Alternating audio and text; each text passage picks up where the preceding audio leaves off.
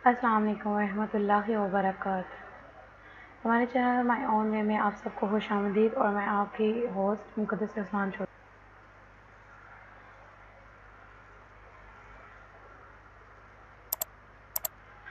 अच्छा, आज हम अपने इस ट्यूटोरियल में सीखेंगे हम अपने चैनल का किस तरह से कस्टम यूआरएल सेट कर सकते हैं। यहाँ पर जो हमारे चैनल का एक यूआरएल आपको दिखाई दे रहा है, आपके चैनल का भी दिखाई दे रहा होगा। इसी तरह से हम यहाँ पर अपना कोई खुद से, ये तो बाय डिफ़ॉल्ट हम जो चैनल क्रिएट करते हैं, हमें एक बाय डिफ़ॉल्ट यूट्यूब एक यूआरएल दे देता है। तो अगर आप कस्टम अपनी मर्ज़ी का मतलब कोई कस्टम यूआरएल रखना चाहते हैं तो वो आप किस तरह से रख सकते हैं, वो आज के ट्यूटोरियल में हम सीखेंगे। तो चलिए, सबसे पहले हम अपने दाएं जानिब ये चैनल के आइकॉन पर क्लिक करेंगे। क्लिक करने के बाद यहाँ पर हम क्रिएटर स्टूडियो में जाएंगे। क्रिएटर स्टूडियो में जाने के बाद आप यहाँ से चैनल आपको दिखाई दे रहा होगा बाएं जानिब, आप चैनल पर क्लिक करें।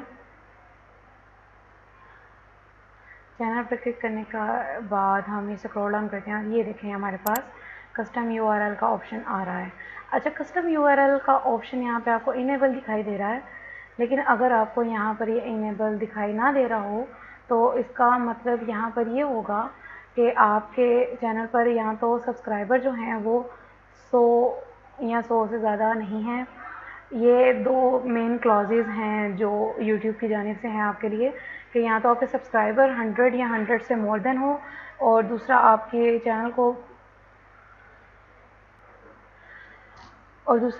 को क्रिएट हुए कम से कम 1 माह हो चुका हो। ठीक है, तो इतना मतलब ये क्लॉज को आप फुलफिल कर लें और कुछ आपका आइकॉन वगैरह सेट हो जो चैनल के लिए रिक्वायर होता है तो आप वो कर सकते हैं। ठीक है, अब मैं यहाँ से इनेबल करती हूँ इसे।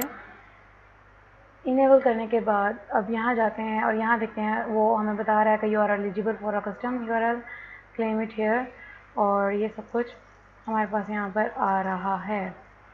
अगर आप चैनल को डिलीट करना चाहें वो यहाँ से कर सकते हैं।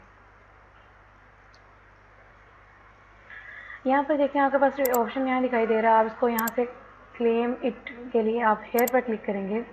अब आपको दो ऑप्शन यहाँ पे दे रहा है, is how you will look on YouTube. अगर आप माई ओन वे, जैसे मेरे चैनल का नाम है, मैं यहाँ पर ये रहने दूँगी तो ये मेरा चैनल का लिंक कुछ इस तरह से दिखाई देगा।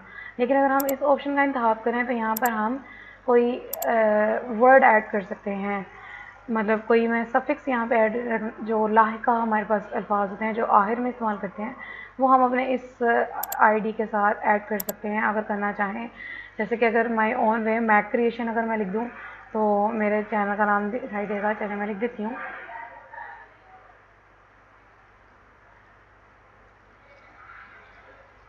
यहाँ बाय मैक लिख देते हैं, बाय मैक ऐड कर सकती हूँ। यहाँ माई ऑन वे ही अगर मैं रहने दूँ तो वो भी चलेगा। चलिए मैं कैंसिल कर देती हूँ और दोबारा से यहाँ जाती हूँ और मैं यहाँ माई ऑन वे रहने देती हूँ। और ये क्लॉजेज़ जो सी इनकी होती हैं, कंडीशंस वगैरह, इनको चेक करना ज़रूरी है।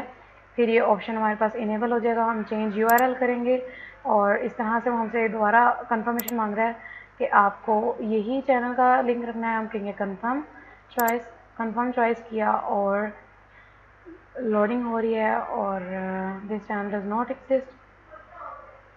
ये देखें, हमारे पास चैनल का लिंक क्रिएट हो गया। ये कुछ इस तरह से इंटरफेस हमारे पास आ गया। तो रीलोड करते हैं।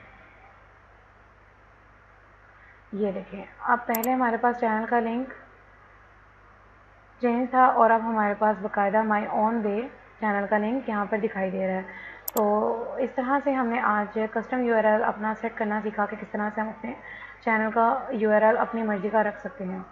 ठीक है, उम्मीद है आपको हमारा इस ट्यूटोरियल में कुछ सीखने के लिए मिला होगा और इस वीडियो से मुतालिक अपना फ़ीडबैक ज़रूर दें, अपने राय से आगाज़ ज़रूर किया करें ताकि हम मज़ीद बेहतरी ला सकें, और कोई कमी पेशी अगर हो तो उसे दूर करने के लिए अपनी कीमती राय से हमें आगाह करके रहा करें।